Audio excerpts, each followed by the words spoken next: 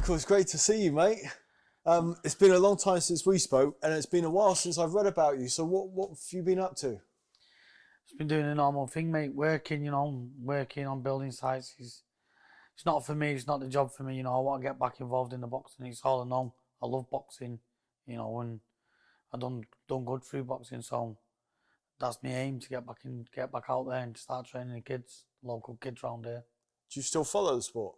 Yeah, I still watch the big fights, and I watch a few of my pals fight, like Anthony Crowell and other fighters, Jamie Moore's lads. I watch all them fight. I watch quite a few fights.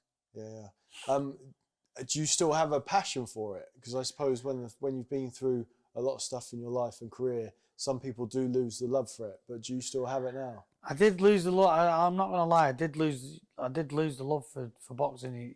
When I was going through divorce and everything, and other things with being my manager and all that, done me head in. So I didn't want to go back. It done me head in proper. But now I'm over all that. It's been years, and I want to get back involved in the boxing because I love it. I've got the passion, to bring the next champion from Brown College, bring the next champion up. Yeah. Who do you watch, or who do you like to watch at the minute? At the minute out there, the big boxers for me is like Tyson Fury and Anthony Joshua and Manny Pacquiao, and fighters like that. I love watching them fight. Yeah. When you look back over your career, are you satisfied with what you did and what you achieved? Of course, I'm more than satisfied. How many kids come off councillors day and do what I've done? I won the British, Commonwealth, European, IBO World Title, and the WBC have just cut it off by the ear not long ago. And I made up with it. I've got all the belts to prove it. You know what I mean? So I'm happy, and I done really good through the boxing. Were you destined to be a fighter? Were you always going to fight? Was that always the dream? I started it when I was younger, and then I come away from it because like you do, as you get older, you come away, you start going on the beer with your mates, doing different things, and then I thought, you know what, this isn't me. So I got back involved in the boxing, started going to the professional gym, the Fox it used to be called, in Ancoats. Started going there, sparring a few professional fighters, and then I just fell in love with it, and started getting fitter and fitter and stronger than my trainer. The trainer just says, Ray, I want to turn pro. He went, right, well, I'll have a word with Jack. That's when we signed up with Jack. What made you go to the gym in the first instance when you were a kid? When I was a kid, my old trainer, he's called Dennis. He's one of the local lads from around here. Name years. His kids I used to play football with his kids. One of his sons was a good boxer, and I had a bit of a fight with him. Cat me, and I thought, I'll have it and give him a bit of a fight. You know what I mean? And since that, I just fell in love with it. Did you win? Yeah, obviously. I got back in the ring. You know what I mean? Started going boxing and learning. Were you into other sports? I was good at football, but I think boxing was the main sport. I loved it. I got the taste of it. What did your parents do? Well, it was just my mum. My mum was there for me, and there till I got to about 13, 15, and then she'd passed away. You know what I mean? So then it's like you turn a man, and you've got to defend for yourself, and sort your own thing out. And I just started going to the gym and fell back in love with it. I mean, you say that like it's on autopilot, like you lose your mum at 15, you got to fend for yourself, but like that's a hard thing. That's a hard pill to swallow. You got a kid who's 15 now. Listen, it is. It's a really hard thing, losing your mum is everyone loves a mum and everyone loves a dad. You only get one mum, you only get one dad, you know what I mean? I lost my mum and I struggled and went through hard times, but it gets, I'm not going to say it gets easy. It gets easier as time goes on. It gets a bit easier. But every Christmas, it still breaks my heart. At Christmas, still thinking of my mum, go to my mum's grave. Every Christmas, all the time I go and see my mum, you know what I mean? Every other week, if I feel down, I'll go to see my mum. Go and cheer up. Where was your dad when you were growing up? He was working, but obviously he was working nights, and plus he lived in Cheetham Mill around the corner. It's only 10 minutes. So I used to ride to his house a lot and go and have my dinner with him and his other kids, my brothers. Go and have dinner with them and have a laugh with them, you know what I mean? Yeah, I read that after your mum passed away, it said that you were raised by an older brother. Yeah, David, I was. What was he like? He was just like an older brother, you know. He was a bit stripped. Tried being a bit strict, but I was having none of it. You know, I was a naughty kid. I won't be told what to do. Just do my own thing. What sort of naughtiness? What sort of stuff were you into? I just go out and stay out. You know, you go out with your mates and stay out all night and try and stay out all night and climb through the window and things like that. You know what I mean? And he'd try and ground me. I've never been grounded before in my life. Mum used to just batter me and then be out. Grounded is a different rule, isn't it? It's horrible. And when you're grounded and you've got to stay in, it does your head in. So I just used to, in a bit, grounded out the window and off. Come in the next day and get levered. So when you went out, would you be causing mischief? Yeah, be getting up to naughty stuff, you know, like all kids do. You know, it's the norm. You come from a council estate, it's the norm. Did you get into trouble? I never got arrested. Done bad things when I was a kid. You know, still see my pals today who were growing up with when I was a kid. We used to rob cars. Used to do a few things. You know what I mean? As kids growing up, council estate, it's a rough estate, innit? You know what I mean? So is this right? So you started boxing, came off the rails, and then went back to boxing. I started boxing. My mum died and all that, so I come off the rails for a bit. My head was done in and everything. And I left school and I thought, oh, what am I going to do for work now? And people were saying to me, go and get a job. Get my brothers, get a job. And just nagging me all the time, doing me head in. So I says, nah, I'm not getting a job. I'm going to do my own thing. Went back boxing. Started training with the pros. Got back liking the fighting game. I loved it. Got a taste of blood again. I thought, I'm going back pro. Going to go pro. What did you want out of turning pro? Was it just for a payday, or did you have? Nah, I wanted everything. You know, what everyone dreams of. I wanted all the belts. I wanted every belt you can get. You know what I mean? And thankfully, I got most of them. Most of them. You know what I mean? Yeah, Boxing News said that you were a former NABC schoolboy and junior ABA champ. How many amateur fights do you have? Do you know? I had 74 and I lost 5 or 6. Okay. And you were the last guy to fight Naz in the amateurs. Yeah, I was. And I'm not going to lie, Nazim beat me. And he beat me. You know, they just brought the head guard rule out. And I'd never wore head guards because I was our gym where we trained, it was a council gym, you know what I mean? So people know and people understand where I'm coming from. Like, you get kids with big heads and you get kids with small heads. I've got a little pea head. Do you know what I mean? And we had to share head guards. So fight night comes when I fought as a head guard. Put the head guard on. Yeah, it fits. Put it on. It was massive. I got levered. I got beat off him. You know what I mean? Got stopped. Got knocked out. But it's amateur. Turned pro. What was he like then? Was he as He was flamboyant. He was. He's always been flamboyant. Naz will never change. Did he give it you that night? Was he in your face and everything? Yeah, he's, doing all with his hands. That just cocky like he does, you know what I mean? Second round, I think it was, he beat me. He stopped me in the second round, but, he was a good fighter. And I take me out to him, you know what I mean? But when I turned pro, it was a different ball game. I was a man. Was he sporting afterwards? Pardon? Was he a good sport afterwards? Was he sporting or was he? He just says, I'll fight you again. I says, yeah, no problem. And then I turned pro. My plan then was, because he was the big name and the big face of everywhere, my plan was then to come and take him out. What he's getting. I wanted everything he was getting, you know what I mean? The limelight, I wanted everything. When you turned pro, did you have a job? Did you have to work? I did work when I first turned pro, I worked for a little bit and then I just went full time in boxing. How did you go about selecting your team? Who was going to train you? Who was going to manage you? My trainer, Ray Faddle, he used to train with the pros. That's who took me on and I stayed with him. I left him at one stage in my career because sometimes, it happens, some coaches fall out with it and boxers fall out with coaches, you know what I mean? It's like when you're married. You have arguments and all that, you know what I mean? I had my arguments with Ray, but, he was the best trainer I've ever had. He'd done everything. He'd done the runs. He'd done everything. He was a brilliant trainer. I wouldn't ask for better, I went with Billy Graham. I'd done, I think it was one fight or, I'm not sure it was 1 or 2 fights I'd done with Billy Graham. I went with him and then when I went back to Ray, I seen a difference. I was getting hit with jabs and I thought, what's going on? Couldn't get out of the way.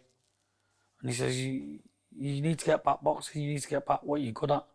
And he got me back brand new. And you were managed by Jack Trickett. How did you meet Jack? I met Jack through Ray, because Ray trained fighters like Michael Armstrong and a few other kids, Mike Mudder. When you say Michael Armstrong, you mean Michael Gomez, as everyone knows him as Gomez. Is that no, right? Michael Armstrong. Oh, the the black Michael kid, Armstrong. the original Okay. Michael Armstrong. Okay. The main one. He started training with him and sparring with him a lot, and I just fell in love with the game. You know what I mean? I thought, but it's easy this thing. Then I started fighting, and I'm knocking guys out in 2 rounds and 1 round. I'm thinking, it's easy, do this. Easiest money I'm gonna get. So I fell in love with it. You know what I mean? You stopped Graham McGrath in 5 on your debut. What do you remember of that? Graham McGrath. Yeah, it was a body shot. I done him with a body shot. I hit him with the same punch twice. I think it was at Piccadilly, wasn't it? Yeah, Piccadilly Hotel. Yeah, because that's where Jack used to do his dinner shows and that now and again. And so he'd get you on the fights there, and then he got a few fights under my belt before I went to ITV and Sky. A couple of fights later, you beat Peter Buckley, who I think was only having about his 60th pro fight at the time. He ended up obviously going on and having 300. Boxing News said that his experience helped him through the odd rough patch. So you were sort of well in charge against Peter. I was, because it was up and coming, and I'm not going to lie, I was trying to knock him out, because that's what I'd done when I got in the ring. I'd try and knock you out. I'd try and find ways to knock you out. But Peter, he was a brilliant fighter, you know, and the way he blocks and the way he just grabbed you, the little sneaky things he used to do, you know, and the guy trying to step to the side and he just steps to the side with me. He was on everything, you know what I mean, and that's why he's had so many fights, because he's a brilliant fighter.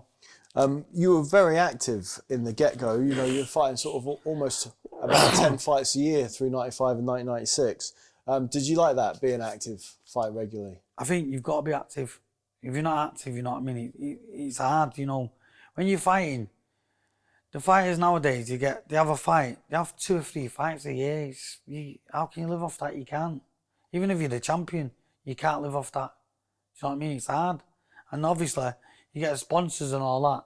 If you're good, you get good sponsors backing you. But, you know, it's so hard boxing nowadays.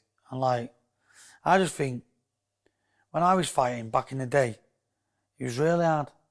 You know what I mean? It was even hard to get sponsors because no one wanted to go near the boxing. But I just got liked off a lot of people. You fought on a huge bill when you fought Miguel Matthews at the arena. It was Ensley Bingham against, I think, Winky Wright. Herbie Hyde was on it. Steve Collins, Nigel Benn, Naz was on the bill. He fought Molina. Did you remember that? Do you have good memories of being on that bill? Yeah, of course, I remember that dead well, because Nigel Benn, I idolised him. As a kid, I idolised him. And in the end, he became a big fan of mine. Okay, So I've got nice. my signed book in my cupboard in there. It's from him. What did you like about Nigel? He just had, for me, he wasn't a boxer. He was just a big fighter. He had a big heart, and he had a lot of power behind his punches. And he was good. He was elusive to watch. After you fought Miguel Matthews on that bill, did you go and watch him fight Steve Collins? Yeah. Did you? I was there. I went to him. I took one of my friends to the fight. We was ringside because Jack got us tickets. We was ringside, me and my friend. And then from the finger, when he went over on his ankle, about an hour after, we got invited to a party. So I said, come on, we'll go there. Idols it was. He was there DJing, and I'm thinking, what's wrong with you? You thought your leg was, you know what I mean? You thought your leg was done in. You can still spin discs. You can, but you know what I mean? You did have, because I've suffered with broken ankles and all that. Yeah. I broke my ankle a few times running, and you can't go, you know what I mean? You can't, if you've done your ankle, you can't go out. As I said there, you fought Miguel Matthews on that bill. Naz fought Molina. Did you and Naz speak? Do you remember, were you guys talking back then? As you'd started to come up, having fought him in the amateurs and stuff? And I just spoke to him and just wished Naz all the best, because like, he was heavier than me at the time. I was only super bantamweight. But he was in your sights down the line. He was in my sights down the line, yeah. He was definitely in my sights. In '97, you had this breakout fight, which endeared you to a generation of fight fans, myself included, when you fought Neil Swain It was a brutal fight for the British Brutal, title. you know what, mate? I'm not gonna lie to you. That was the hardest fight I've ever had in my life. It's one of the great British title fights of all time. And it take me up to Neil because he was a tough kid. He was really tough, and because he was double hard. It's an hard fight, the hardest fight I've ever had. And as you've watched my career, I've had loads of good big hard fights, but I'd say he was the hardest man I've ever boxed. There were real momentum shifts in that fight. Did it ever feel to you that it was slipping away from you? Yeah, the first round. It broke my nose in the first round, you know what I mean? And every time I got hit on my nose, I'm thinking, fuck, what do you do? It's hard, I went 10 rounds with my nose broke from the first round. So you can imagine the pain I was going through. Every time I got cracked on the nose, with a jab, my nose hurt. And you finished it with a devastating shot. Did you think that you would be able to finish it with a punch like that? As you get more and more tired, do you still think that you've got a knockout in you? That's what I was known for. I was a good power. I'd not quite good. If you look at my record, I knocked quite a lot of people out. I had a good knockout ratio, you know what I mean? So I knew if he hit you if he hit you off proper, you're gone no matter what. And when I threw that punch, I knew he wasn't getting up from that punch. I knew he wasn't. You can tell as you see him when he's shaking, and then I've cracked him again to put him down. Are you proud when people say, it's one of the great British title fights? Do you look back on that and think, yeah, it was? Well, yeah, because it was, wasn't it? You know what I mean? I'm not going to lie, you don't see fights like that nowadays, do you? If you look now, you don't see any fight like that. So that made you 19-0. For that fight, Billy Graham was training you. He said, actually, in the build-up to that fight, that he's not sure that Neil Swain's the right opponent for you. It doesn't exactly instill you with confidence, does it? No. Well, that was it. Because I just moved to the gym. I just moved to Billy's gym for that fight because I'd split with Ray, and then I moved to Billy. I think I had 2 or 3 fights with Billy. Right. And then I went back to Ray, and I seen the difference. You know what I mean? And he was good. I'm not gonna lie. Billy got me fit the fittest can ever get. Brought the best out of me, you know what I mean? But still say Ray's a better trainer, 100%. After Swain, you said Swain's one of the toughest men I've ever seen. Billy said this. Swain's one of the toughest men I've ever seen, but Michael will go on to bigger things. He's improving all the time. You were rocked and hurt, but how good was Neil? And are you surprised that he didn't kick on and get up to world level where you got to?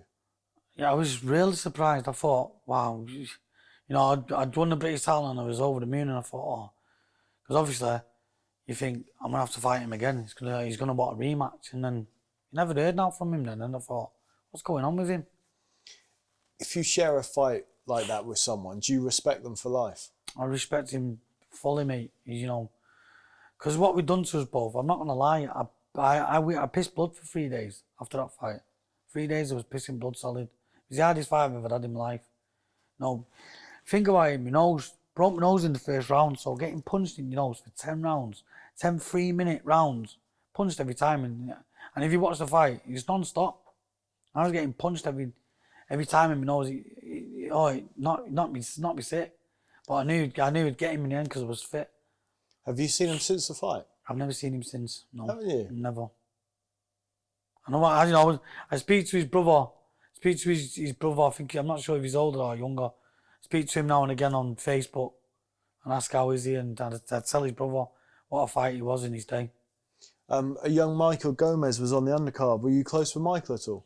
Gomez, yeah, good pal of mine. I'd done a lot of sparring with Michael. He was a good kid, brilliant boxer. His son's doing it now. I hope his son takes off like him. You said at the time you wanted the Lonsdale belt. You beat Peter Buckley again and then fought Wilson Doherty in Scotland, and you stopped him in 4 with a body shot. That earned you the Commonwealth title. You'd sparred Doherty before, hadn't you? He used to use Drew and he used to use Wilson. They both used to come down, and whenever they needed me, I go up to Scotland and stay for like 4 or 5 weeks and help them sparring. I still speak to them now and again on Facebook. They're good kids, they're a good laugh, a good crack. What did the Commonwealth title mean to you at the time? Did you see it as a stepping stone, or did you think this is? To me, I I'm just quite thought happy at this level. it's another belt. You know what I mean? Just get as many belts as you can get. I wanted them all. You know what I mean? My aim was to get to the top and win the world title. Well, it's funny you say that because at the time you said my power's unbelievable. Anyone who I hit will go. I'm going to go all the way. So that's how you felt. Oh yeah, 100%. That's how I felt in all my fights. If he hit it proper, he was gone no matter who he was. You also said, I want to win them for my baby Bonnie and my mam up there watching me now. Was that your motivation? Like when you were fighting? The motivation at the time, yeah, when I was training, because you know, having your kid, having your first child, it makes you think a lot. You know what I mean? You've got to feed it, you've got to clothe it. You know what I mean? So I used to put it in my head when I'm fighting for British titles and that. You beat me. You're taking money. You're taking food out of my kid's mouth. So that's how I put it in my head and drilled it in my head, and it made me train even harder. Around about this time, there was a lot of speculation that you were a fight or two away from fighting Spencer Oliver. Yeah, it was.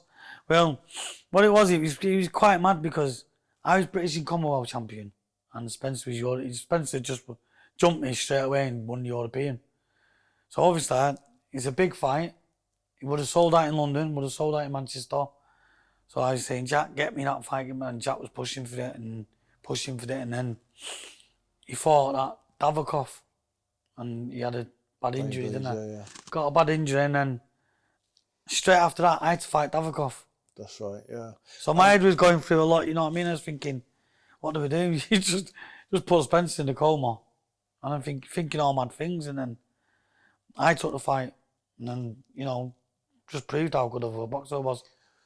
Well, I was going to ask that actually, because a couple of fights later, when you beat Davokov for the title and he'd ended Spencer's career, I was wondering, like, does that go through your thoughts? If someone's actually seriously injured another fighter, do you think, blimey, well, if they can do that to him, then I'm at risk? Of course he was, you know. When that happened to Spencer, it knocked into my reality, and I thought, wow, that could be me. You know, I'm getting in that ring every day, fighting. When I'm getting in that ring fighting, I'm thinking, I'm just getting in to tear them apart, but that could be me, that could happen to me. So I used to push my body to a certain limit, push it so hard in training. I give 110% to my trainer, Ray. I do everything he asks for me. I go sprints with him, I do my sprints. I've done everything proper. And that then put it in my head that I won't get beat. Mm. Did you want the Spencer Oliver fight particularly? Did you know him at all? I knew Spence for quite a long time. You know, we boxed in England together and all that. You know, as kids. So you'd sparred rounds. Yeah. So I sparred rounds and he was a good fighter, and it would have been. I reckon would have been a close fight, but I believe my power would have took him out. That's what I do believe, and I still believe it to this day. I would have took him out. When you see someone who you know then who's been injured like that, not only that obviously with the Davokov thing and you're fighting Davokov, but do you think about how dangerous the sport is while you're in it?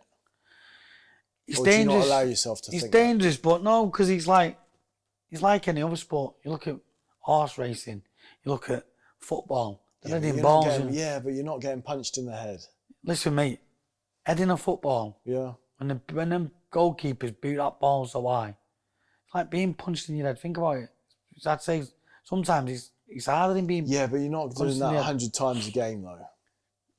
Well, you are. And some of the fights that you are had, when you think about it. Like the footballers aren't coming off the way that you looked after the Neil Swain fight or the Injin Chi fight. No, they're not walking off like that. No, they're not. They're not walking off like you. You are right, but you know, and that's what like. I know. I think footballers and that. I take me out to them because it's an hard sport what they're in, and I do believe some footballers do go through injuries like us. It's the same.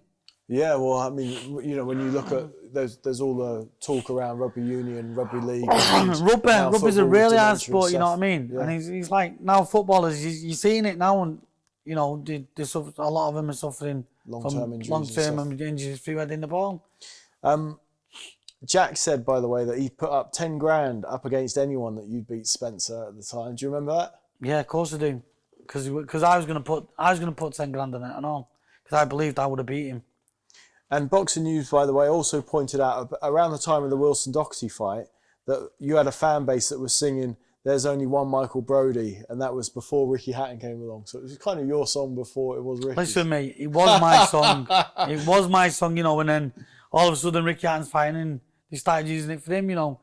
And I'm not going to call Ricky because I know him dead well. He's one of my pals. Still see him, and he's a nice kid. And Matthew's a nice kid. He's done good for himself. You know what I mean? But watching me back then, and I see my fans now, I know I was the number one in Manchester, the number one. I was the best in Manchester, I'd say. Devikov, so you've beaten Devikov for the European title. According to Boxing News, you sold £21,000 worth of tickets, and Claude Abrams had described a frenetic crowd, saying how into you the crowd was. So you're building a fan base. Listen, mate, I had a big following. I had a massive following. You know, I go to United fans. I go to the Manchester United games. I had loads of fans from there. I had a load of the Salford lads from there. I'm from Colliers and Mars Platin. I've got a big following around here, you know, and they all followed me. They used to love it. I used to put the coaches on for them, and they'd just get pissed and have a ball, and loved it. So are you a United fan? Big United fan, mate. Big Red. Who's the best player you've seen for them? Best player, in my era, I'd say Eric Cantona. Okay. By the way, after beating Devikov, there was talk of you fighting Eric Morales or Vioni Bungo. Morales ducked me. I'm not gonna say Amberero. You know, I says to Jack, get me the fight with them. I wanted it. See how good I am. See how really good I am. You know what I mean? Because I believed I was the best, and I says, you know, get me the fight with them. And I was made number one contender because the European title makes you number one contender for any belt. I was number one contender 5 times. No, sorry, 7 times for WBC. Morales was a champion. Why didn't he fight me? So after 2 defences of the European, including beating Frenchman Salim Medjkoun, who was 29-1 at the time, you beat the other Doherty, you beat Drew. Yeah. So you were pals with both of them, and you beat them both. Good pals, mate, but you know, it's business, innit? You know, and it, you know, Drew believed he could beat me then, and I believed that I'd knock him out again, you know. I'd knock him out, I'd beat him. You know, when Drew and Wilson, they're good kids, and it's like now and again we'll have a chat and I'll have a buzz with him, you know. Drew's a nice lad and so is Wilson. Both really good kids. And like Drew says to me, yeah, you got me you got me when I was coming down. We all say that, you know what I mean? He's boxing. Yeah. Timing is everything though, isn't it? Of course it is, of course it is. Around the time, people were saying that you were probably the best domestically, although possibly Wayne McCulloch would give you an argument. People say that, but why didn't Wayne fight me? You know, he was number one contender for European when I was European champion. Were there ever any talks with you and Wayne? There was talks of me fighting him because Jack was saying to him, "I've got a big fight here, he could fight." So I says, "Well, get it on." You know me, Jack. You know me. I'm not married, and just tell me how much money I'm getting for the fight. And you know me, I'll fight anybody. I'm not married because I was that confident in myself. That would have been a belter, you and Wayne, wouldn't it? Would have been a war, but I do believe, and I'm not just saying it because who I am, but I'll be truthful. I do believe I would have knocked Wayne McCulloch out. I was too hard of a puncher. You couldn't stop him. No one could stop him at the time, could they? That's what people say. But look what Nas done to him. He couldn't stop him. Morales stopped him. Morales didn't stop him. Didn't he? No. It was Scott Harrison at the end, I think. I think Scott was the only one. Yeah, but Scott was a big featherweight. Yeah. Big featherweight. And again, we talk about timing. That was right at the end for Wayne as well. But at my time, seriously, I'm not going to lie. At my time, when I was at my best, at my peak, I believe I would have knocked Wayne McCulloch clean out. During this period of time as European champion, where you beat Medjkoun again, and then you went, before Willie Horeen, but around those times as European champ, was that you at your best, at your absolute peak? I'd say yeah, because you know Salim Medjkoun. Look at him; he went on to win a world title in the WBA, defend that loads of times, you know. And who else was there? There was other fighters and all. He was in Europe, and I battered them. I didn't just beat him, I battered him. Yeah, of I course. stopped him, you know what I mean? So When you fought Willie Horeen, I mean, did you think the stars were aligned and that this was your night? if you watch the fight again, I'm not gonna lie, he did put me down, and I thought, oh, I'm gonna be behind on this round because he put me down. But I upped my game then. My training system, Mike, you need to. I went right, okay, and I upped the game again. So I done more work in him. I was landing more shots cleaner. So I just couldn't believe how I got beat. Ray was convinced you were going to win going into it. He said he'll be crowned world champion here in Manchester. And even Willie Horeen said this, which must be a sickener now. He said, I'm probably going to have to knock him out to win. That's what he said coming over here. But obviously he, as many people have pointed out since, he got a gift over here. Got a gift. More than got a gift. How hard is it to take? You know, when people say, oh, it's hard, you know, because, like, I'm not going to lie. I won every one of my fights. I'd never been beat. I was unbeaten. And to get robbed the way I did, and then it's that sick. One loss. It knocked me sick. And I thought, wow, what do I do from this now? Pick myself up. How hard is it, though, when it happens in your own hometown? Listen, in England, mate, you know, horrible. you'd expect it. You might not expect it. You might be ready for it if you go to Germany for it, if you go to Mexico for it, or Sacramento, where he's from, for it. But for it to, you know, you'd think that everything would be on your side here, wouldn't you? I would have thought that. That's what I thought. But, you know, some of the judges flew over with him from America, you know, so for me, just stayed in that little bubble. You know, it done me head in. It ruined me career in a way. But, you know, I come back from it, and I won the IBO World title, so. Well, Boxing News at the time called you the uncrowned champion.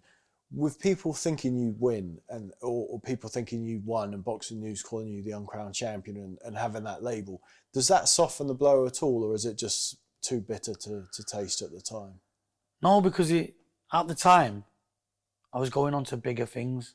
No, but like in the days that came afterwards, you couldn't predict, obviously, that you get another opportunity or that you'd still be in big fights. You just knew that you felt robbed. No, I'll be dead straight. It disarmed me and all. Like, it did disarm me, but I believed in myself because I was a fit kid and I was 100% fit, and I made sure, and Ray made sure that everything was right for me, all my sparring and everything. So I knew we'd be back up there. I'd be back banging on the bell for the title. Apparently, Jack had bet 5 figures on you winning. Jack was a betting man, mate. He bet against anyone against me because he knew I was that good. Barry Hearn said, I don't think a decision has confused me more. Boxing News said Michael Brodie should have been awarded the WBC Super Bantamweight title and wasn't. But they said that you showed class and dignity as you called for a bunch of your irate fans to stop unruliness. Do you remember that? Of course I remember that when they started smashing the arena up. Yeah, of course I remember that. I remember it so well because I remember my mates. And I says, what he's doing? I had to get on the mic. What he's doing? You know, I'm the one who's in this fight. You know, I'll be back up there. Calm down. And they just carried on smashing the place up.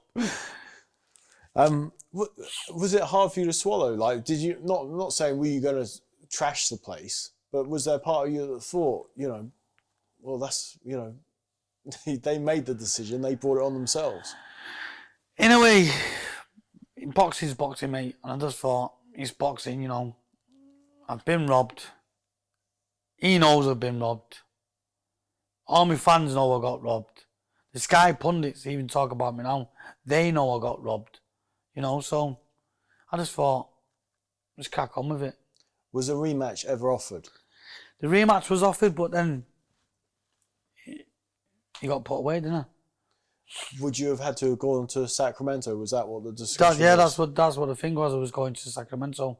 But I wouldn't have minded to go anywhere. I wouldn't mind. I wouldn't be minded. I would have fought anywhere. We talk about, you know, when I talk to fighters today, they have a bucket list, and obviously with the pandemic, travelling's been put on the back burner, but people have wanted to fight in Vegas, people have wanted to fight in Madison Square Garden. Did you ever have a bucket list like that? Did you want to box in these I'll places? be dead straight. I'm not going to lie to you, you know. If I would have went to America, I would have been even bigger. I would have even been a bigger star because they would have loved the way I fought. But to be honest, I'm a bit like Anthony Joshua. You know, I'm a humble guy, and I was happy just boxing in Manchester, you know, and filling my stadiums out in Manchester, you know. To have a big following the way I did, you know, to sell the MEN out with Scott Allison, you know, for a big fight. It was unbelievable. I mean, it's hard to get them fans now, you know what I mean? Because there was talk about you fighting, moving to America at some point. You were going to train with Mike McCallum, or it was all on. It was set up. It was that was an opportunity for you, wasn't it? Yeah, it was an opportunity. Jack, I had a good chat with Jack, and Jack says to me, "Listen, Mike, we've come up with this, so I listened to him, you know, but I just had a baby and I just got married, so you can't just drop everything and say, right, I'm going to America, I'm going over there to live. No, you know, no other partner, I'm not just saying, no other partner is going to let you go and live in America and you're home while she's got a kid, you know what I mean? It's impossible, isn't it? So I just turned it down. Is that a regret? It is, and it's not, because, you know, I'm a local lad and I love Manchester. Manchester's my, you know, it's my city, and I love Manchester. I love Manchester United. I'm a Manchester kid. I'm from Collyhurst, it's right near the city centre. I'm a Manchester lad. Have you ever been to Vegas? I've been to Vegas, yeah. I've been to, Barry Hearn took me over there to him, because he wanted me going over there. So I'm going to take you over and show you what it's like. I went over there with Jamie Moore. He took us for 3 weeks. And I went there. It was after one of my European title defences. I just made it an holiday. Okay. I enjoyed myself. Did you train at all out there? Or just train once. Just went on a Madden, mate. You know, like you do. Just went on a piss. After Willie Horeen, you won 6 on the bounce, winning the IBO and WBF titles. What did you want through this phase? Were you hoping to get the WBC belt, or were you hoping to get Willie Horeen in the future, or like what was the plan? My thing going through my head then at that time was when I got beat off Yorin and they made it the Yorin win. It knocked my confidence a bit, but the main thing was I just wanted to be world champion and I wanted the best belt, and the best belt was the WBC. You know, at the time it was the best belt. But your name was still being mentioned alongside those of Morales and Barrera as well. Well, that's another thing, because they was big fights, you know, and then I wanted to fight them kids. And I was saying to Jack, push for them, get me a fight with them, get them over to Manchester. Did you have a preference? Pardon? Did you prefer Morales or Barrera? Would you have preferred one over the other? I would have fought any of them, mate, because I believed I would have beat any of them. Yeah, but was there one out of there? Because they had different styles, didn't they? Barrera was a bit more round. Barrera was more of a fighter, he wasn't a boxer. So I would have preferred Barrera because it would have been a close fight, but I reckon I would have beat him. And you wound up with Injin Chi. Did you know much about him beforehand? Never even heard of him. Never even seen. Listen, I'm not gonna lie. Never even seen a video of him around till I got fingered to fight him, and he says you're fighting him for the WBC belt. And he'd given Morales a really hard fight. Well, I didn't see him Morales fight. They didn't show me no videos of him. You know what I mean? Before the fight, they didn't show me at all. And then I had a war with him, didn't I? And I believe I'm Manchester kid coming from Manchester. You're fighting him, your home city. He comes close. Come on, mate. You're the champion, aren't you? You've won everything. You should get the belt. That's what should have happened. I should have won the fight. I was robbed. So tell us what happened, because I rewatched this on tape this week. So obviously there was a... We banged heads, right? We banged heads, and the one who's cut, they take I think the one who's cut, they think they take the point off the other guy. I'm not sure. They took the point off me. Right. And at the end of the fight,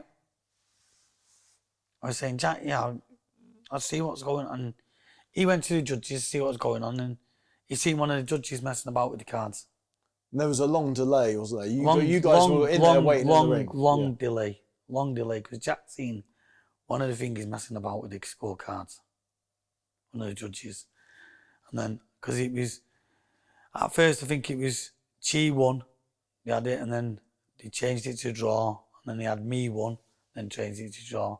Jack seen it and just cause a performance, you know what I mean? Which you're gonna, if you see your lad win the fight and you believe your lad's won the fight. It's a big thing for me. I mean, Manchester and all, and a Manchester lad. But even then, when they read out the scorecards, it wasn't over, was it? So they read out the scorecards and they said that you'd lost. And then it was changed in the change rooms afterwards, wasn't it? To a draw. To a draw, you know, so...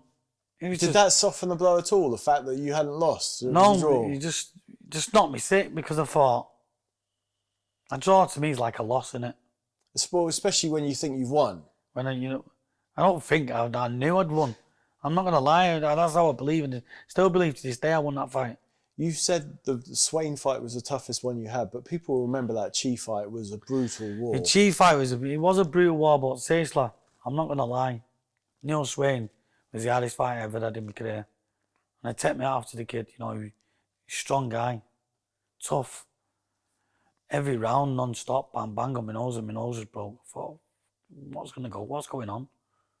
There was a point around this time that Jack Trickett was saying that you weren't getting the coverage or the credit you deserved. And I think he was probably looking at the national media and the national newspapers maybe more than boxing publications. But did you feel that was a thing, that people did overlook you? Well, I don't think I was getting the recognition that many fighters would get. You know, I'm not going to call him, look at Ricky Hatton. He was in the paper all the time. You know what I mean? He was in the paper all the time, and at the time when he was in the, I was bigger than Ricky Hatton. You know what I mean? At the time, I believe I was bigger than him at the time. Those heartbreaks, Willie Hareen and Injin Chi, after that Chi fight, I always thought this from the outside looking in, that you were never the same after that, having had your heart broken twice. Is that fair to say? Well, yeah, I would say, yeah, my heart was broken, you know, because a lot of things come after that then. I went through a divorce. I had a fallout with Jack. You know, a lot of things happened at the time. My head was done in at the time, you know what I mean? The divorce, the fallout with Jack, were they triggered by the fallout from the Chi fight and how you were thinking about things? I don't know, because when I was champion, you know, it's different when you're champion. Everyone looks up to you, don't they? And everyone thinks everything's good about you and all that, you know what I mean? And then when they made it a draw, and they make it a loss, and they make it a draw. To me, it's no different. To me, you've lost. Yeah. You've not won. You've not gained nothing, have you? Well, when you fought Chi in the rematch, things were very different. He floored you in the first, and you never really got into the fight. Why were things so different? Was it because your mindset had changed, or was it because of the chaos outside the ring that you've talked about? I'm not going to lie. The second time he come in, he was a different bloke. He'd probably done it proper.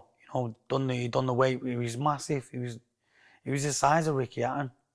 I used to spar with Ricky and all the other lads, you know, at the time. And when I got in the ring that night with Chi, he was just huge. And plus, it wasn't only that. I had things going through me. I was going through divorce. You know what I mean? The divorce went on for 2 years. I had a lot of things going through me. Involving kids. Involving and kids and involving... stress. Yeah, I was just stressed out. Properly stressed out, you know what I mean? Especially when you've come from nothing. You've built everything you've built, and to have it all took away from you, it done me head in. Yeah, because by that point, you'd earned a few quid, had a house and all the rest of it. My house was paid for. Never owned a cat on it. Everything was paid for on my house. My house was paid, bought outright. And then the divorce came. And then the divorce came, and then that took away from me. Then plus, other money started going. You know, you start. I don't know. You just dead. My head just went, and I just thought, you know what? What's the point? So you sounded down after the Chi fight. You said, I never ducked anyone and never will, but you won't see Scott Harrison or Nassim Hamed getting in there with Chi. It hurts because winning this world title has been my dream for all these years. I've been boxing since I was a kid. All credit to Chi. I'll be back. How difficult was it taking that loss as opposed to a bad decision to have not been at the races that night? Well, you know, I'm not going to lie. My head was everywhere. I'm not going to call Chi because, you know, for me, he was a brilliant fighter, you know, but what done me head in is after the fight with him, he gets beat and beat off somebody, he was nowhere near our standard. And I couldn't believe it. I thought, he's just been beat. All that hard work he's just done. And his first defence gets beat. Sometimes you see that though, if guys, because he'd had some hard fights. Had a hard fight with the first one with you, hard fight with Morales. He had a couple of tough ones over there. Sometimes, like, you just run out of, you go to the world too many times, and maybe you've just done that. You didn't fight for almost a year after the second Chi fight. Were you working? Were you off the rails? Or? So I just went off the rails, and I was getting into mischief with all my mates, going to town, thinking they could live their life, you know what I mean? And then I come away and thought, you know what, it's not me, get back involved, get back boxing. Did you miss boxing, or were you loving that freedom of not Do you know what? Everything? Hand on my heart, I did miss the boxing. I missed the limelight, and I still miss it now today. I love it, it's all I know, boxing, and that's why I do really want to get back involved in boxing, because I know I can pass a lot of my knowledge to these kids coming up nowadays. So during that year, you weren't in the gym a great deal then? I'd go to the gym, I was training. I'd say when I made the comeback fight, before I fought... Scott Harrison? No, before Andy Cruller. I had a comeback fight, and it was an hard fight. But go back a little bit. So between Chi and Scott Harrison, there was nearly a year, wasn't there? Yeah, because it's like I say, I was going through divorce, and my divorce went on for 2 years, and I'm not going to lie, I trained the best I've ever trained, and I'm not knocking Scott because I think he's a brilliant fighter. And if he gets his license, he'll come back and he'll prove he's a brilliant fighter. He's a good kid. But me, I believe on my day, on a Michael Brody good day, and Michael Brody 100%, I would have beat any of them. None of them would have beat me. Scott's known for being a big brute at the weight and all the rest of it, but was he underrated technically as well? He's underrated, yeah. I'd say he's underrated. But like when I fought him, it's like I say, I was going in there with divorce on my mind. Inactivity, because I wasn't fighting as much, and I just had loads of things on my head, and I had people do this, do that, do this. When you've got loads of people around you saying do this, do that, do. When you've already been there and done it as well. And I'm thinking, well, who do we believe? Do you know what I mean? Who do we believe? It's hard to believe, you know what I mean? So I didn't even want to. I'm not gonna lie, I didn't want to. The week before the Scott Addison fight, I said to Jack, I've trained with it. He went to me, you're looking mint, you're brilliant and all that. And I says, yeah. And I got to a point where I was dead down and proper depressed. And I says to Jack, you know what? Don't want to take this fight, He says, what? I went, can't mind with you. He went, you're going to lose all that money. Are you mad? So I just says, I don't really want to fight. He says, my head's not right. He says, mate, you've trained the best you've ever trained. I've been watching you, sparring all good kids and you dominate. He says, just go in there and do what you've been practicing. But it's hard when you've got divorce going through your head, isn't it? Yeah.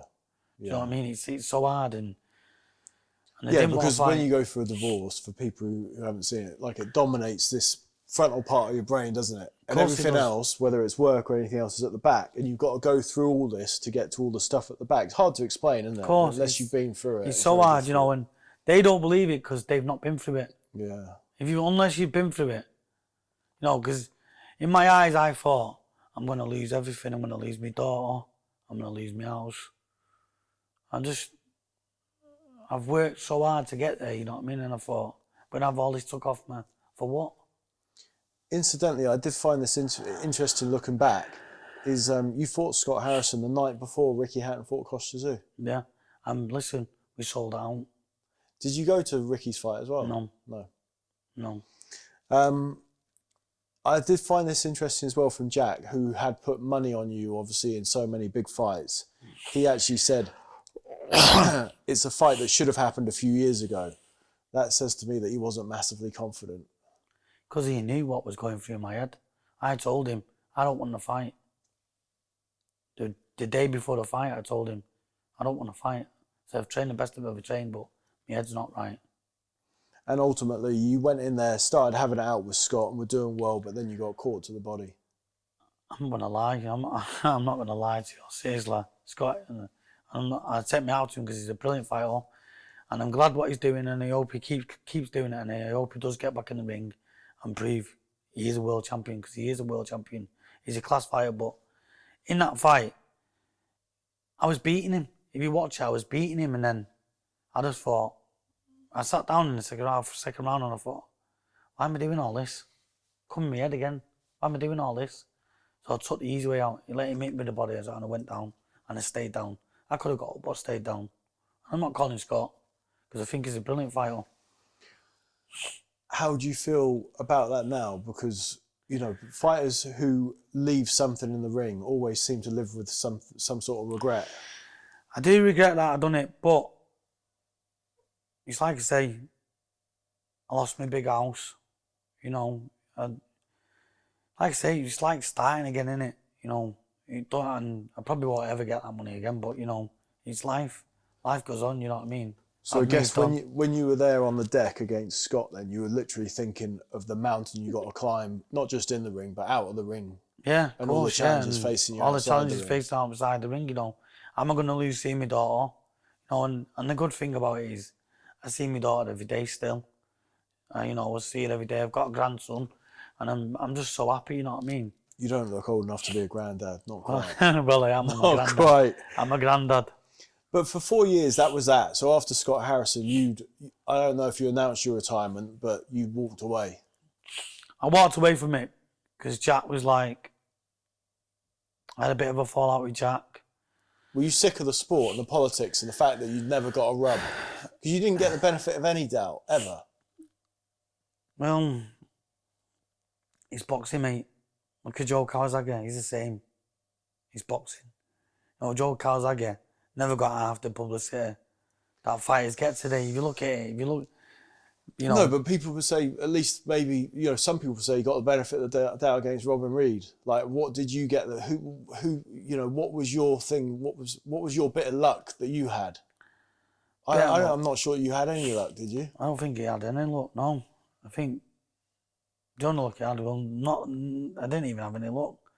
I think the best thing for me, whatever happened, was proving that I was the best, you know, and I'm not saying, not being audible to Spencer, because I like the lad, you know what I mean, he's a good lad, and he was a good fighter, but, you know, he got beat off Davikov, and look what I done at Davikov.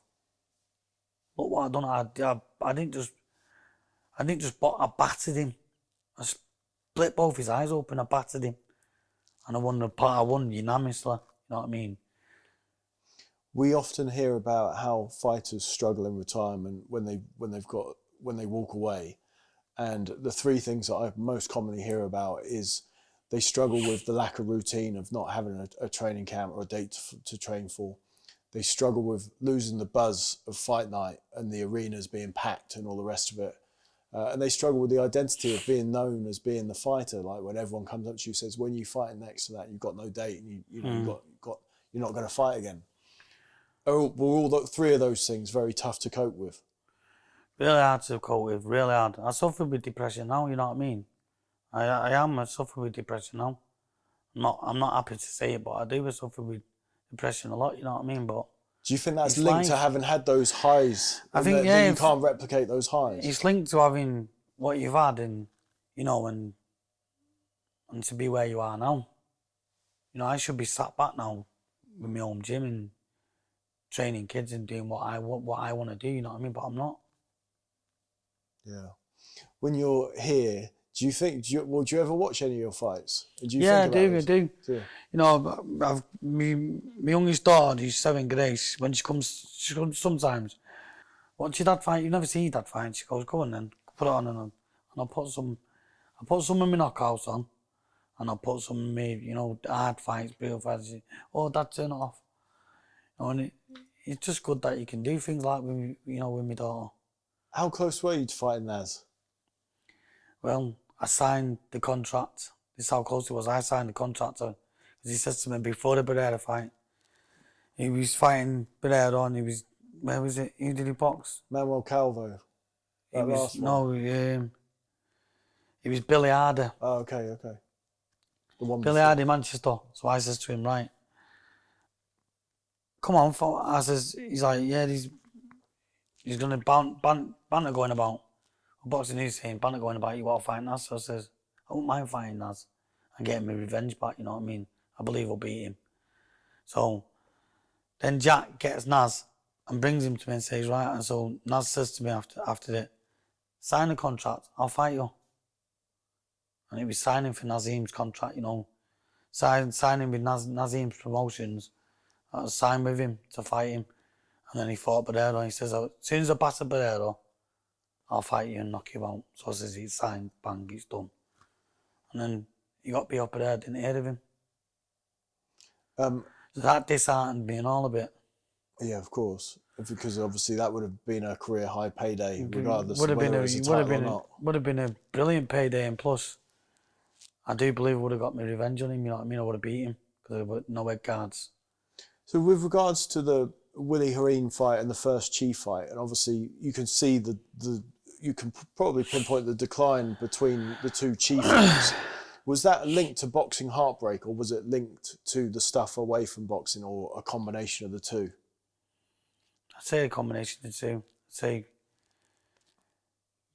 going there and doing everything I've been asked to do and doing it all and winning everything and making loads. It's not about the money, but making loads of money and having your own house bought and paid for. It's all brilliant. You know, I loved it. And like, then to be took to court and then half your house gone and then you fall out with Jack. You know, it just don't be sick. What inspired the comeback then when you came back and fought Michael Alexander? Mark Alexander, well, what it was, I was watching telly a lot and boxing because I still follow it.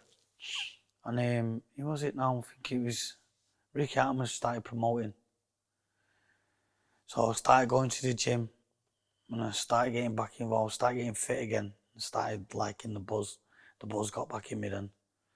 Then I started training, because I was training with Joe Pennington, and I started getting the buzz back again and running in. I lost loads of it because I went dead big and fat and massive, and I lost pure weight dead quick, and I felt brilliant. I thought, you know what, I'm loving it again. So I made the comeback, and I sold the Velodrome out. What was the aim? Did you think you'd had another run at a world title in you? That was my aim. I thought I'd get back involved and I'd be able to do what I could do and win back another world title. Did you feel the same, man, when you came back against Michael Alexander? Did you feel the same, or did you feel like you'd lost a step? Well, look, I'll be dead straight. I felt the same, but when I got cracked by him and put down and all that, it wasn't me, but the spirit was still in me, you know what I mean? I still got the heart, and I got up, and then I knocked him out. That's a dangerous thing for a fighter, though, isn't it? If physically you're not doing the same things, but up here it's telling you that you can do the same things. It's a dangerous spot to be in. Of course, it's not a good sport, you know, and to live like that, going through things like that, I had to come away from it, you know, because I don't want to get hurt. You know what I mean? And well, you wound up fighting Crolla, who we spoke about before. He was a lovely chap, obviously. Had you sparred him before? I sparred Crolla a few times, you know, and don't get me wrong, Anthony, he's a brilliant lad and he's a fit lad and he's done really good for himself. But that was Michael Broden in the back row. Like, obviously, I boxed Alexander, and obviously Alexander was up for it. He put me down, he split my eye in the first round, split my eye, cut my eye. And I come back from that and knocked him out. And I should have really, ideally, I should have really had a few more warm-up fights. But Ricky says to me, can't give you no more warm-up fights. You have to fight an aim, because we want you to get, you know what I mean? If you want the British title and everything again, you have to go back that way. So he says, you have to fight Crolla. So I says, you know me, I'll fight anybody, but you know, I think it's too quick. And he says, well, I'm giving you decent money, so I just took the fight. And that was it. That was it. You didn't fight again. When you left after Crolla, did you think that's it? I'm done now. There's nothing left. There's nothing left in the tank. I just thought, no point in ruining my name coming back. Because, you know, you come back, you get beat off these up and coming kids who are not on your level. It just gets rid of your name, doesn't it? How sad's the admission then to say that's it? There's nothing left. How sad's that bit? He's done me head in. I'll be dead straight and like, you know, I was dead down and you've got to go out and start doing different things, going to work like proper people and looking for jobs, you know, and I'm not the brightest kid. Couldn't read or write. You know what I mean? So it's hard. It's a hard life. I spoke to Barry Jones about this relatively recently, and Barry said, you know, it's tough when you go out for these jobs and everyone's like, you were that guy that was on the TV. You were that guy fighting on Sky Sports. Like, what's happened? It depresses you, you know. Is that so? That's sobering. Did you have that? Have you had that where people recognise? I've had that loads of times, mate. I've had it. Still get it now. I've had it, you know, because I'm just like used. I'm a normal guy, you know, and I want to provide for my kids and my family, you know. So I'll go to work like everyone else, but it's hard to come from being a world champion, winning all that what you've done, and then going on the building site. Being told do this, do that. It's hard, but you've got to do it. Did you and Jack patch up your differences? Well, I've seen him a bit ago because I was working on some apartments in town and his partner, Vinner, I've known him all my life, the Scarvos. It's the old Quality Street gang. That's where Jack's from. They're all ex-gangsters. So when I go there all the time, if I was wrong in the car, I see him. Say, can you sort this out? And they'll look after me, you know what I mean? And one of them shouted me in when I was working. I just finished work. I was only across the road from him, and he shouted me in. He says, someone here to see you. I went in, it was Jack. And I'm man that I am. I just shook his hand and said, hi, how are you and all that. Asked how he was. And he says, I'm all right. He says, you look good. You lost a bit of weight. So, and that was it. I've not spoke to him since. How long ago was that? Last year. Do you feel like boxing's been good to you? It has been good to me, but I've had to work for it and I've had to train hard to get what I got in life, you know what I mean? And it's learnt me a lot. But my main plan is now is, with all what's going on around this community where I'm from, Colliers, right near the city centre, if you look at Manchester now, and Salford, the building everywhere, there's a lot of money getting pumped in around here, you know. I'm a local kid, you know, and I just want people to help me, you know, get a boxing gym round here, because we've always had a boxing gym round Colliers. So I wouldn't mind getting my own gym round here and getting back involved in the boxing. I'd love to do it, you know, and give someone else the smile what I had. Because, you know, when we talk about boxing and life after boxing as well, one of the things that's a common thread is that people say that boxing sort of, when you come out of boxing, you're almost tossed to one side. Do you feel that you've come out the back of a treadmill of boxing and just been forgotten about? I've been forgot about. It's only now and again now they'll speak about me on Sky and I think, wow, still going on about me, you know what I mean? But you forgot about, you know, it's not like footballers, if you have that PFL, whatever, when they come out of football and they retire, they're looked after. With boxers, we don't get none of that. He just left. Forgot about. What would you like to see? So would you like to see some kind of union or some kind of... I'd like to see something, you know, put in place for the boxers, like when they finish boxing, and, you know, something they can go into, like, and go back on and fall back on, like, you know, for instance, Pat Barrett, he's done it. He's fell back, you know. His two cousins are doing really, really good, Salford and Linden, you know, and good luck to him. And Pat's got that gym now and training kids from there. You mentioned building sites. You also did some work driving a taxi, and obviously there was a story that will put you back in the press in 2013. You spent a few months in prison in Preston. What was the story behind that? It was drugs. You know, I'm from the city of Manchester, and if you know, Manchester's a big place now, but there's a lot of drugs around here. And people will do anything for drugs. You know, I got a job. I went round the corner, picked the kid up, got in Blackpool. So I thought, good, it's big money. Took him to Blackpool and he said, I'm coming back, 10 minutes. Coming on the way home, I got to Salford, near Salford. Pulled over by the police. He says, "Come and see what they want." So I've got out of the car, gone to see where they want, and then that was it. Caught then. I was locked up for 3 days, and then, I'm not a grass, so I'm not gonna, it's not my drugs, but I didn't see no drugs or nothing, and I'm not gonna lie, I didn't. So they found about a kilo of cocaine in the taxi, and then you had a grueling, what I can assume is a grueling 6-week court case. It's grueling. It's like coming from here, and then you're down. You know what I mean? I was locked up. Never ever been in a police cell. In all my life. How long did you have to do? It was on remand.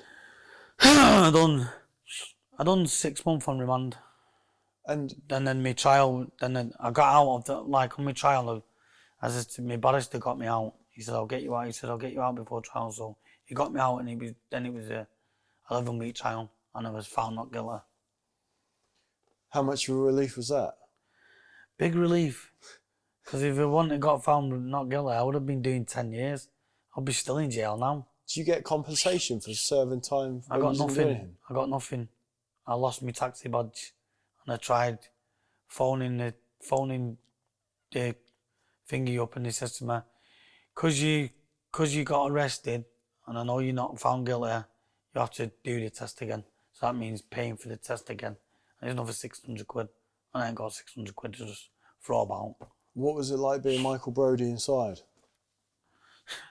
It's normal. It's like normal.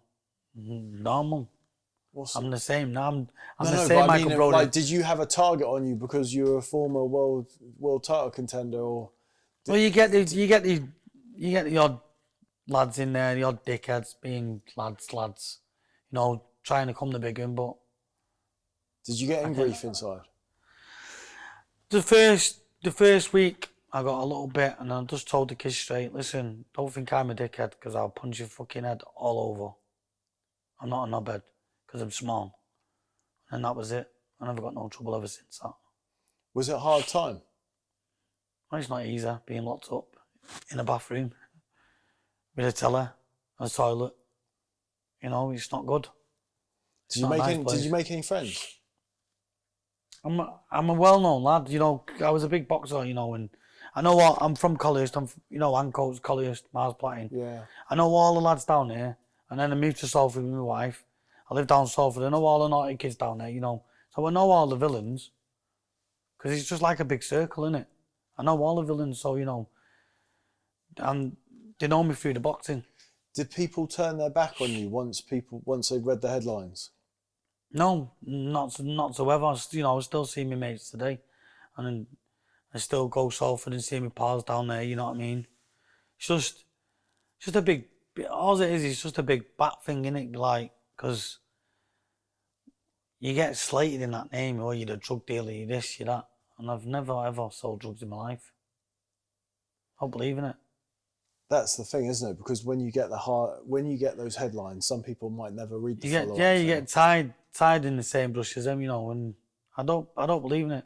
I've got a sister who's mentally ill, through drugs. So I've never believed in it. You know what I mean? The thing is, just go to work, but it's like you say, it's hard to find a job. You feel like you've needed a bit of a break, and maybe even needed to fall out of love with boxing to actually find a passion to want to get back into it again? Well, I know that is my passion, and I see the young kids today, the young boys, and they all look up to me, and they all, "Brother, when you're opening the gym?" And I've told them, "Listen, gyms you can't just open a gym like, it's not that easy. You've got to go through routes and go through, like processes and people. These people out there, you can put a few quid in and help you open your gym, you know what I mean? If you know you're a good lad, and I'm a good lad, and that's all I want to do. Put it back into Collyhurst, where I'm from, open a gym round here, and create another champion round here. What was the absolute highlight of your career? The highlight career is walking out to 20,000 people shouting, "Brodie, Brodie, there's only one Michael Brodie," the goosebumps you used to get coming out thinking, wow, how many people can say, when I sit back now, how many people can say, I've come out in the MEN?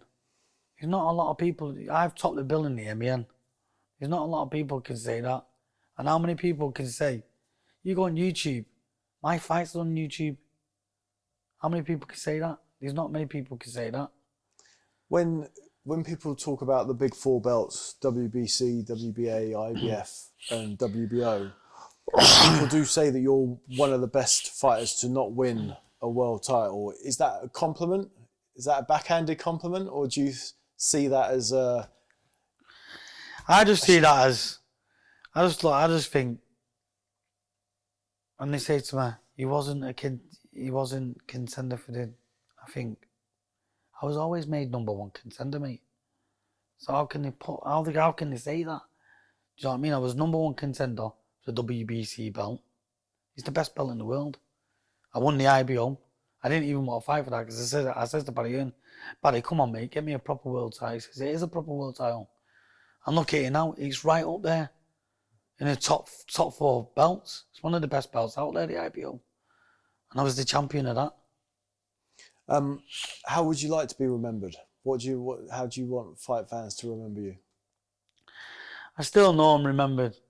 And I'm not mad with what anybody says. I know I was the best fighter in Manchester. I can say that. And I know a lot of people who was my fans, who followed me everywhere, will back that up and say, he was 100% the best fighter. You name a fighter that's done what I've done. Ricky Hatton never done it, won a British title. I did. Defended it 3 times. Commonwealth, European title, 7 times defended. How many people's done that? I did. And then the IBO world title. WBC, I'd say I've got it there. I've got the belt anyway, but I've got the WBC, but you know. So the WBC sent you a belt years down the line? I've got the belt, yeah, the belt. There's it, look, there's a and that was based on not based on the Willie Harim robbery, but based on the score amendments against Injin Chi. Is that right? I'm sure it is, yeah. Yeah. Because he won't give the belt back, so I says, well, if he's not giving the belt back, where's mine? And I said, Barry, and he went, I promise you, I will get you a belt. And he did. A good man of his word. He got me the belt. It's been a great story, like as a journalist to listen to and to cover the story, but you've been on a hell of a roller coaster. Of course I've been on a roller coaster, you know what I mean? Council kid. I'm back on the council estate again and now, you know, and I love it. You know what I mean? It's now better. Got some questions here from some of the guys that follow the podcast. Nick Taylor says, you had a brilliantly entertaining career. The first Injin Chi fight is a classic and one of the best fights to happen in Britain. Michael seemed to tire towards the end of the fight. Was the weight an issue going in, or was it a case of tiring against a bigger, aggressive man who seemed to come forward all night? Tiring? Yeah, against Injin Chi in the first fight. I'd say, when I look back now at the fight, I'd say tiring. You are going to tire if you're non-stop at every 12 rounds. And look at the fight. I was non-stop, throwing punches non-stop for 12 rounds. So obviously, I am going to tire. You know, when he come from Korea, it's a hard country in here. So, you know, with their training, like, when you train in hot weather, it's like a lot of them move to Tenerife and everywhere now to go training away. That MTK, they've started doing it in Spain. Because it's better for you when you're training. If you're training in hot weather, it's easy to acclimatise, you know what I mean? So I've done all my training in England, running in the snow, running in the rain. It's not like Spain, you know what I mean? So when I get people like this on podcast saying you seem to tire, well, I'm going to tire that, you know what I mean? Okay, I'm non-stop throwing punches. That does make sense. Stuart Ellis asks, he says that was the first fight with Injin Chi the hardest night of your career? Well, you said that Swain was, right? Neil Swain's always been my hardest fight I've ever had. And then he mentioned obviously about how you were robbed against Willie Harim. Will Buckley has actually several questions. You're one of my absolute top favourite fighters from my misspent youth. Thanks for all the memories, and I hope retirement's treating you well. He says, in your fights with Injin Chi and Scott Harrison, it seemed like you struggled a bit with their size, especially Scott's size, who was a massive featherweight. How do you think you'd have got on in this era with all the advances in nutrition and weight cutting? Do you think that would have made a difference? Would have made no difference whatsoever. Featherweight. I was a big featherweight. I believe I was a massive featherweight. And then Will says, did you consider yourself unlucky against Harrison, getting caught with that body shot at the end of the third? Or in hindsight, do you think he'd have caught up with you at some point anyway? No, it's like I say, Scott's a top lad, and he beat me, and the old man's up to that. But like I says before, I was going through divorce. I was going through a bad time in my life at the time. The fight, and I didn't want the fight. Glenn Wilson says, do you regret your decision to make a comeback? Yeah, I do, and no, because I'm a fighter. I'm a boxer. I love the game, and it's all I know. From being a kid to my age now, I've got passion. I love it. I thrive off it. I love it. I love sparring. I love tasting blood. It's good. I love it, and I just hope I get this gym up. I just hope I get a gym up and running. And I hope people watching this now see me, and I hope they can help me and help me get my own gym in Collis, where I'm from. I suppose that's part of the thing as well, is when you talk about that comeback and maybe regretting it or maybe not regretting it, is it's giving you closure and it shut the door for you rather than having that uncertainty as, I wonder what's still there. And I think Ricky probably had the same thing with the Senchenko fight. When you have that option taken away of fighting on, in some ways it makes it easier because you know it's not there anymore. And so the acceptance... But when it's like you say, it's like getting cracked off kids who... I'm not calling Mark Alexander because he's been a good fighter, you know what I mean? But he would never have put me down in his day, me in my day. He wouldn't have even got in the ring with me. Do you know what I mean? So for me to get in with a guy like him, get put down and then have a cut eye and all that, it was disheartening, you know what I mean? And I knew, I'm not calling Anthony, but I knew what the outcome was going to be, He didn't even let me have any warm-up fight. They didn't even let me get back into the swing of it. Let me have a few warm-up fights, like 4 or 5 fights, and then fight for the title or something. Didn't even let me do that. Just straight away after that, no, you got to fight. You got to fight him. Yeah. So I suppose the last question I have is when you put the stuff on YouTube or you watch the old fights back, do you look back on it fondly and think, they were great days? Or do you look back and think, I wish I had them back? I don't wish I had them back, because you know what, I'm not going to lie, I've had a good career, and I look back now and I look on YouTube and look at some of my fights and I think, them body punches, what I took people out with, was unreal. You don't even see them today. You don't even see kids throwing them shots now. And that's what makes me laugh. Like boxing nowadays, it's like more glamorized, isn't it? Do you know what I mean?